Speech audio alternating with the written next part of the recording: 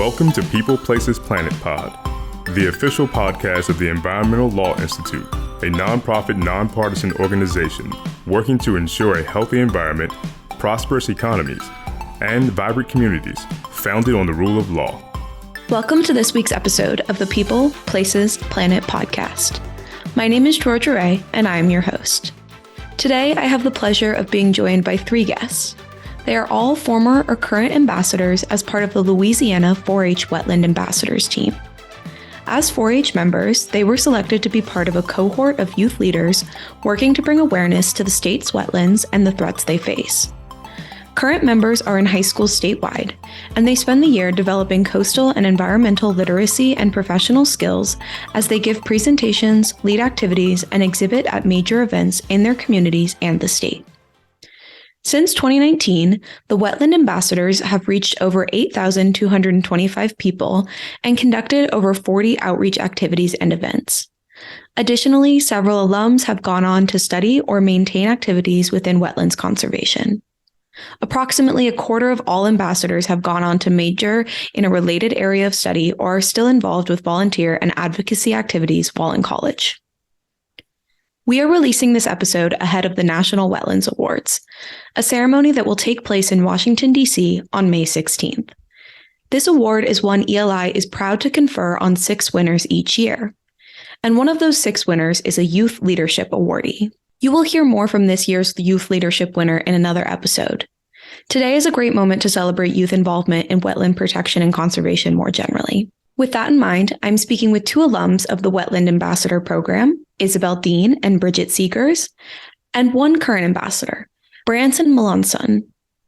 We are going to do things a little differently for this episode.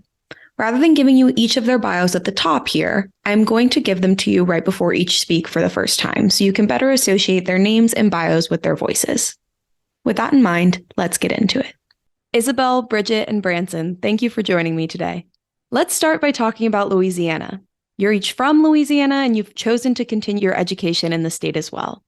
What makes Louisiana special from a wetlands perspective, and how can it serve as a model for the rest of the country? Isabel is going to answer this question first. She is a freshman at Louisiana State University, majoring in applied coastal environmental science with a minor in mass communications. During high school, she participated in various wetland education opportunities, including marsh maneuvers and advanced marsh maneuvers, and of course, as a Louisiana 4-H Wetland Ambassador. Also, while in high school, she dedicated an entire magazine project for her English class to the deteriorating coastline of the Gulf, researching the forces driving Louisiana into a murky future. She has also been interviewed by Ag Daily and the National 4-H Council about these issues. Let's hear what she has to say. For me, I think what makes Louisiana so special from a wetlands perspective is its situation for the United States. Because it's where the Mississippi River meets the Gulf of Mexico, it's really at a melting pot for just everything from culture to ecosystems.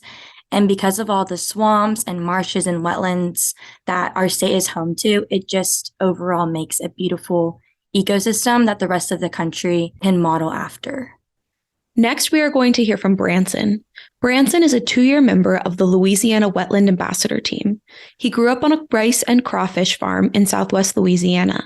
He loves to hunt and fish in Louisiana's wetlands, and next year, he will be attending LSU, studying renewable natural resource and ecology management.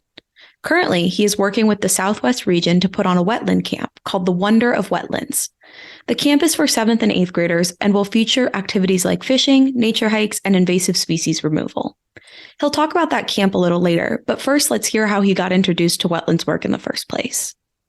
Kind of jumping off what Isabel said with the cultural aspect of it, what makes Louisiana very unique is the fact that, like many other cultures around the country and around the world, they didn't automatically jump into draining the wetlands. They lived in them first.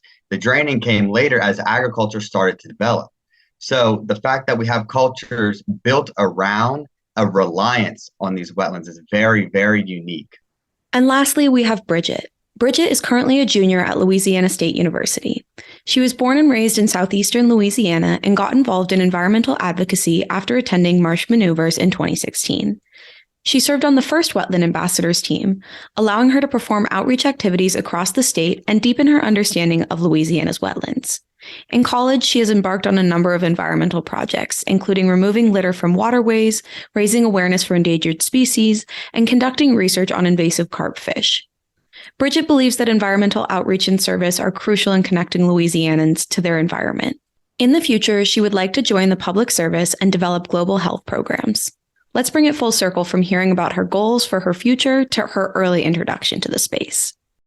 Right. And I think that there's just something very special about how we culturally connect to our wetlands, not only from the historical standpoint of our economies and our homes being in wetlands, but also just like culturally, food-wise, music-wise, the art and culture that comes out of South Louisiana is just incredible and travels up to North Louisiana, of course, too. Yes, and I love hearing you talk about the state that you call home with such passion, and each of you talk with really a lot of poise, especially given your youth. So, for those listeners that might not know, you are young. You're in college and high school. So how did you each get involved with wetlands work at such an early age? For me, I've always loved the outdoors and just being in nature, and just anytime that I'm outside, I feel at home.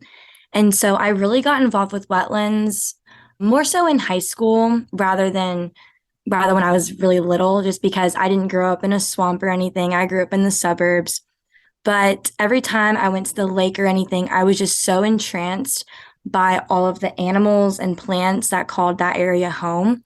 And so when I was given the opportunity in high school to go to a bunch of different wetland outreach programs and camps, I was just so fascinated. And that's really what got my passion started. Yeah, similarly, I attended a wetlands camp before I went to high school. So in 2016, I attended Marsh Maneuvers, which we'll probably talk about later. And that camp really showed me that, it's up to anyone who wants to step up to the plate to do something about the land loss our state's experiencing. And then in 2019, the Wetland Ambassador team was formed. And so that kind of began my formal avenue into getting into outreach. And just in between those times, I saw myself seeking out other opportunities like contests that had to do with wildlife habitat and just any speaking opportunities. I'd give talks on endangered species. Sometimes if the infrastructure for like consistent involvement wasn't there, 4-H is really good about like opening up those opportunities. So until the Wetland Ambassador team was created, I was just kind of just making stuff up as I go. And then when the team formed, I was like, oh my gosh, this is it. This is kind of what I've been missing and what I've been wanting to do for a while now. I really grew up around the wetlands. I never really understood their importance outside. I knew that's where I like to go fishing. That's where I like to go duck hunting. So when I found out about the opportunity of the Wetland Ambassador team, I was really joined because, I thought it was going to be kind of connected to that. But when I got in, it really opened my eyes to what the importance of all this. And I just fell in love with it instantly. Yeah, and Branson, I'd love to stay with you for a moment. You are the youngest participant on this podcast. Why is it so important to have youth leadership in this wetland space? And what are you doing to inspire the next generation of youth leaders?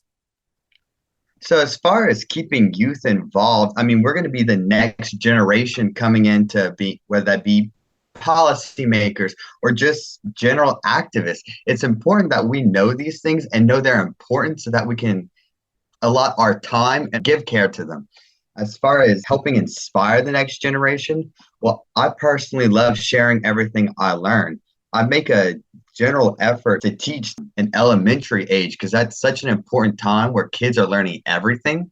So if you can teach them, then it triggers the same process and they start thinking about these things and wondering what could be possible. Why should we care about how much land we're losing in Louisiana? Why should we care about the connection to wetlands with the shipping industry or oil and gas or just cultural significance? It's just a matter of starting that own process, because when you start it at that point, it kind of takes over itself. So another way that I'm helping inspire the next generation of youth leaders is that I'm actually working on a camp right now in partnership with the Southwest region.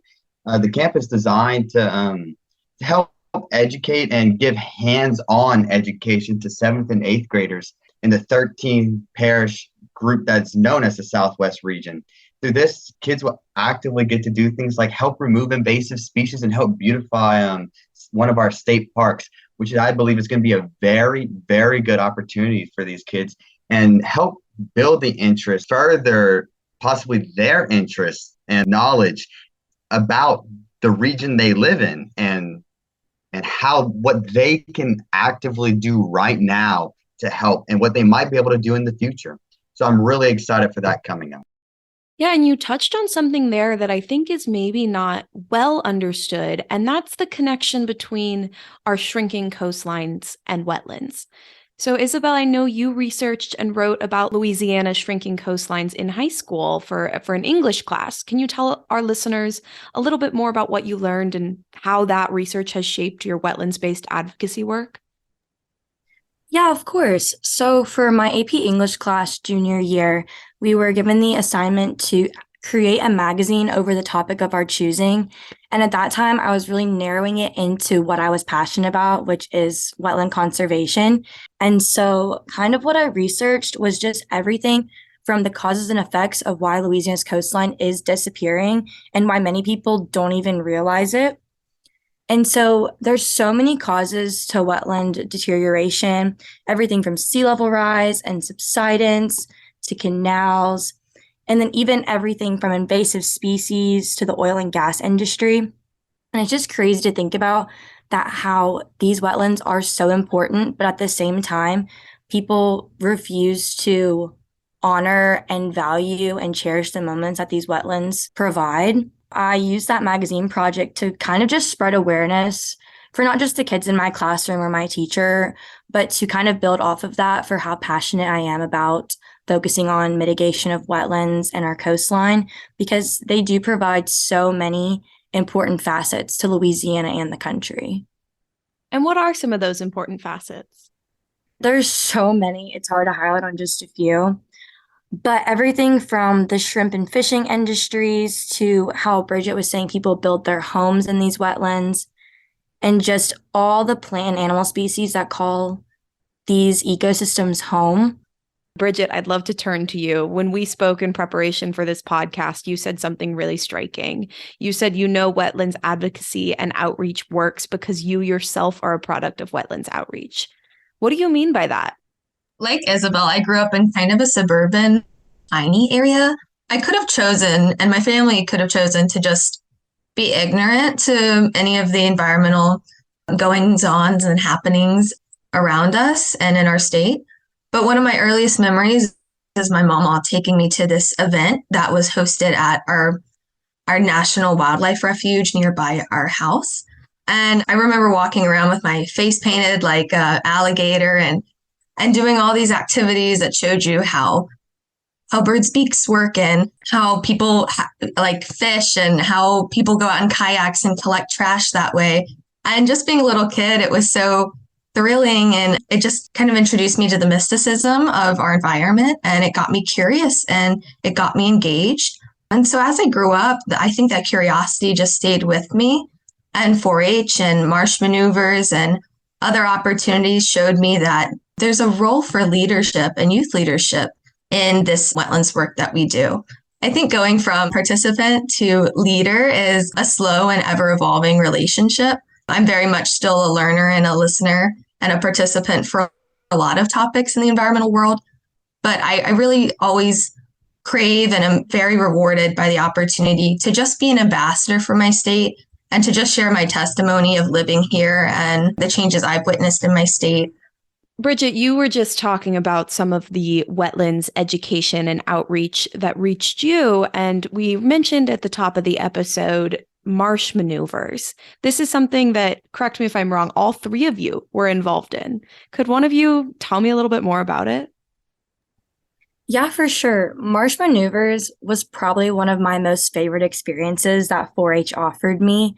I was a member of 4-H for 9 years, and in those 9 years, marsh maneuvers and all that the wetland advocacy programs that were offered just drove me to my passions. I love how Bridget put it that in these programs we were the learners and now we're becoming the leaders. Marsh maneuvers, it's run by some of the most amazing people, Mark Shirley and Catherine Fox, and all their contributions, as well as Louisiana Sea Grant and LSU Ag Center. Over 1,800 youth have participated in marsh maneuvers, and I'm so glad that I can call myself one of those people. It's held almost every summer, and this upcoming will be the 34th session. And so marsh maneuvers, kind of in a nutshell, is a coastal education summer camp for high school 4-Hers. And so every summer, there's week-long camps, and it is some of the most thrilling and exciting moments a high school student can experience. The in-depth and hands-on opportunities and experiences that you're offered in this one short week are some of the moments that I will cherish forever. We did everything from planting marsh grass next to Avery Island and literally getting to see ourselves and other students build up these wetlands. It's just amazing to see, learning everything from whooping cranes to invasive species and how so many different programs are working towards conservation. That even led us into all three of us being wetland ambassadors in some of the most incredible moments. You've continued to carry out this work as wetland ambassadors and afterwards raising awareness. So can you tell me more about how that raising awareness has been received? What kind of issues do you talk about and how do communities respond? Yeah, so on the Wetland Ambassador team, we focus our activities on stressing the importance of our wetlands, so their function, their role in our lives. We're usually giving these outreach events to fellow Louisianans, so it's all about just educating people on what's around them and what's going on that they might not know about. So for example, we might have an activity for kids that teaches them about alligator egg nests and how some of those eggs are collected, are used for conservation purposes. So we've also been leading community conversations, and that involves gauging public attitudes about wetlands and just kind of building the ability to have those community dialogues about climate resilience and what goes on in our backyards, but more focused on the local scale. And so as wetland ambassadors, we're the best people to reach our communities sometimes and to form these conversations. Yeah, Bridget, thank you for that overview. It's really interesting to know what exactly you all are talking about. And I completely agree with you that it's better to have somebody from within a community go and talk to their own community members. But I know, I'm sure as many of our listeners do, that it doesn't always go perfectly to plan. And there are community members who are resistant to these ideas and maybe resistant to the idea of how important wetlands are. Could one of you talk through how you approach community members who respond that way? Yeah, so it goes without saying, kind of like you said, that some people will deny the fact that there's any problems. And it's hard to balance those negative reactions with wanting to just passionately exclaim, like, no, the wetlands are disappearing. You have to understand this is so important. And I feel like, I know probably just not for me, but every time that I go out and talk to communities or talk to my friends or family, and they ask, like, why are you so interested in all this? Like, we don't live by the coast. We live 4 hours away. We live in the suburbs. We don't even live near a lake. Why should I care? And I feel like as wetland ambassadors and as college students and just for the future, it goes without saying that we need to express more about how important wetlands can be, not just if you live on or near one, but the processes and functions that wetlands provide people and communities and species. They go far beyond the bounds of just the edge of a swamp. They flow into the culture and communities, and these negative reactions that some communities respond with, you just have to convince them and show them and teach them how important wetlands are. On the other side of that coin, I'm sure there's people you talk to that do respond well and are aware of these issues. How do those conversations go? So yeah, they're very interesting in the fact that here in Louisiana, there's a general knowledge of that, yes, the wetlands are in danger, we're losing coastline, we need to protect them. And that exists here in Louisiana. But when a wetland ambassador or any other advocate can go in and put statistics to this, it really changes the point of view and helps connect all the dots together. So like someone can go in and connect the dot by saying, yes, Louisiana is losing approximately a football field every 100 minutes. And since 1935, we have lost over 2,000 square miles of land here in Louisiana. And that's approximately the size of the state of Delaware. So when you can connect those together, it kind of changes something inside of a person bringing all that information together, helping them understand it. And what you see is people tend to care a little bit more about this and want to advocate with you, or even just, I mean, something as simple as contacting their representative and say, this is an issue and I think we should be doing more to take care of it. That's kind of what helps me keep going and wanting to do more of this work as a wetland ambassador, helping raise that awareness and seeing those positive reactions. You make a really good point there, and something I'm even experiencing in myself, having listened to you just give those great statistics, which is for even those of us who are plugged in, you might not know the magnitude of the issue and you might not know those hard facts. And so even if people are already aware, you all still play such an important role in giving that additional information. And I'd love to ask, Bridget and Isabel, if either of you have kind of maybe not as hard statistics, or maybe it is hard statistics, but kind of that go-to thing that you would use with somebody who you were trying to explain the importance of wetlands to for the first time that really has a lot of salience. In my conversations that I have with people about why it's important that we conserve our endangered species, I like to point out that at one point we only had one whooping crane in our state. And now we've brought populations back in our state close to around 100 of these cranes that were endangered as a result of our draining of their natural habitat and our poaching of them.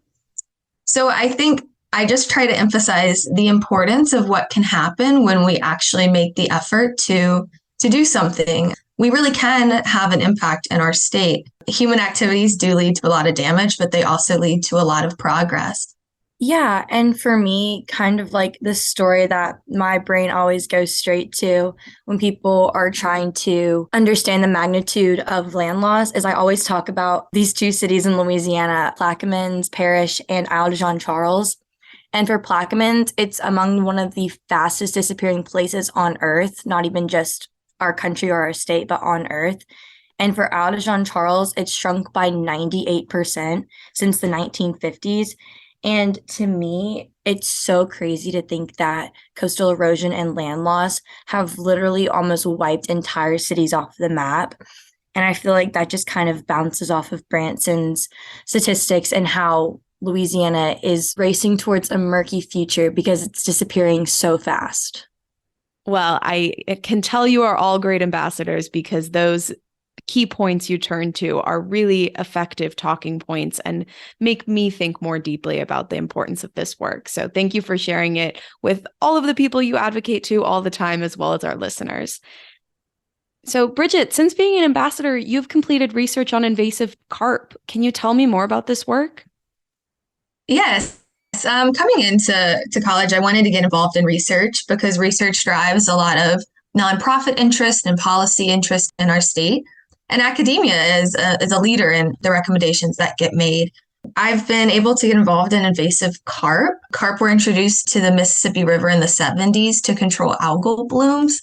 And now these huge fish are just really overeating and kind of out of control.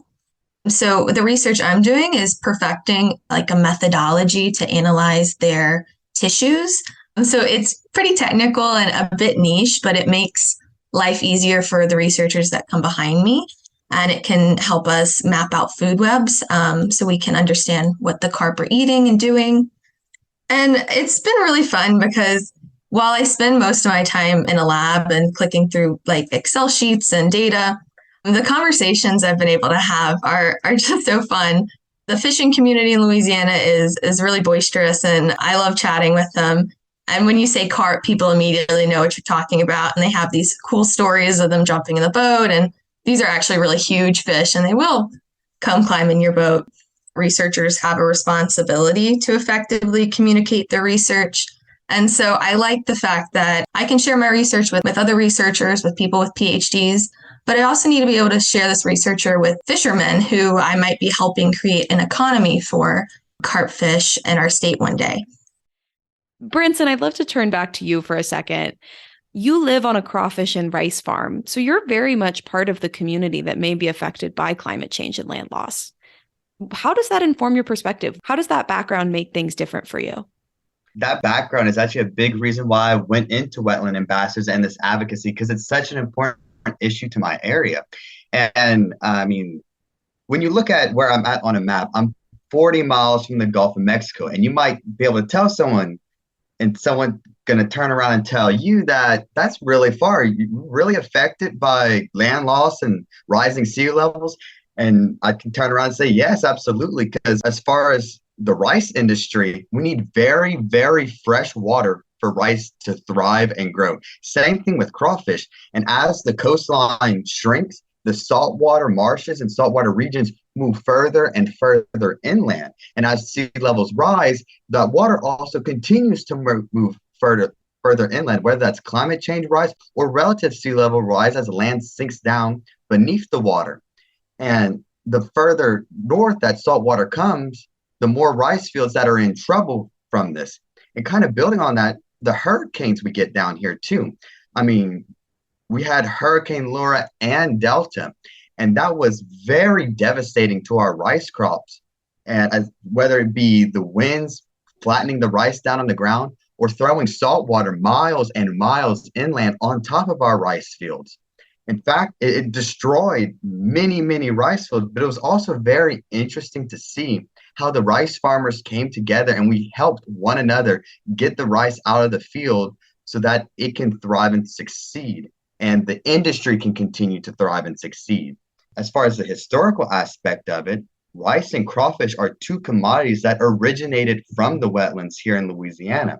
When the Acadians first settled in this area and started to grow rice, they didn't have established rice fields like we do now. They started growing the rice in lowland up against the bayous because it would stay wet a large period of the year. And then the crawfish we would pull out of the bayous, and now we have existing ponds. So the two industries that help feed my family come from the wetlands, and they wouldn't exist without the wetlands. So as far as that care and the importance it has to me and my community, that's what drives me to be a wetland ambassador, and then to continue to study this in college.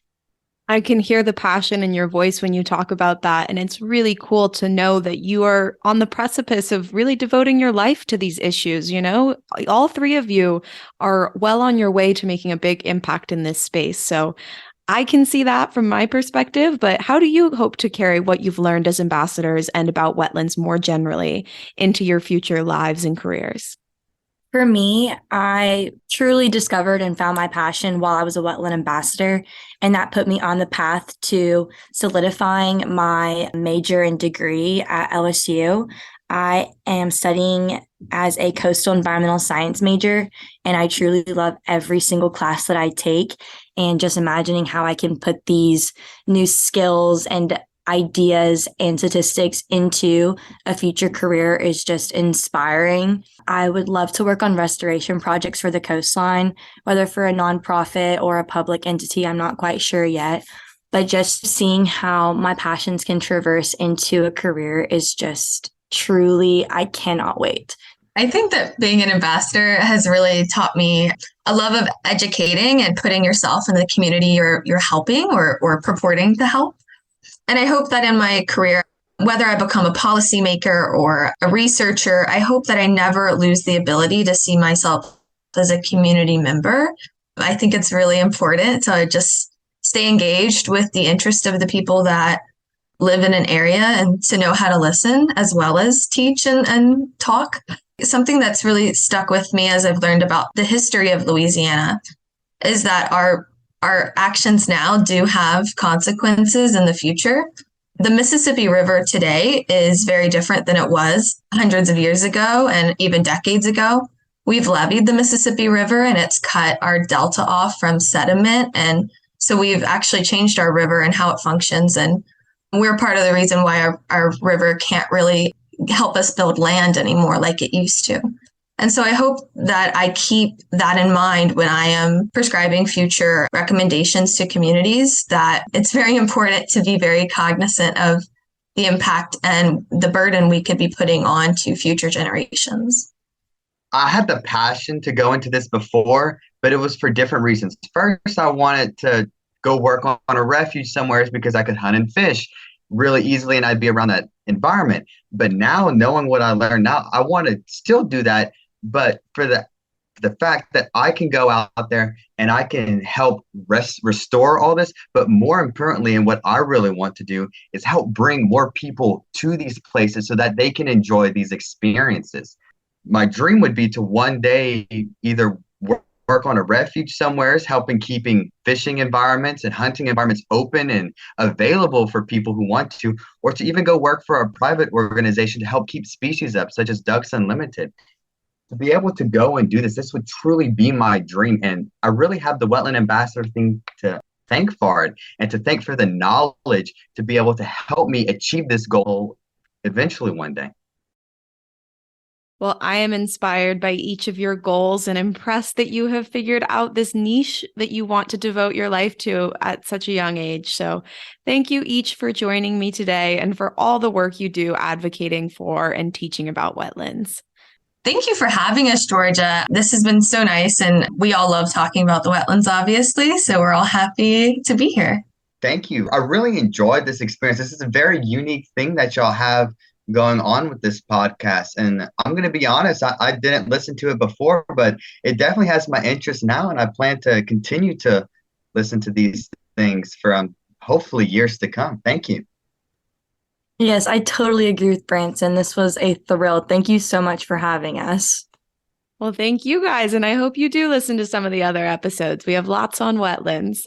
And thank you for our usual listeners for tuning in. As I said at the top of the episode, this episode is in celebration of the National Wetlands Awards, which will be happening in DC next week, May 16th. If you would like to attend, you can register to attend the award ceremony either virtually or in person at eli.org/events/34th-annual-national-wetlands-awards-2023. Thank you for tuning in to People, Places, Planet Pod, brought to you by the Environmental Law Institute. We would like to hear from you, so please send us your questions, comments, and ideas to podcast@eli.org. And if you're interested in learning more about our work, attending one of our events, reading our publications, or becoming a member, please visit our website at www.eli.org.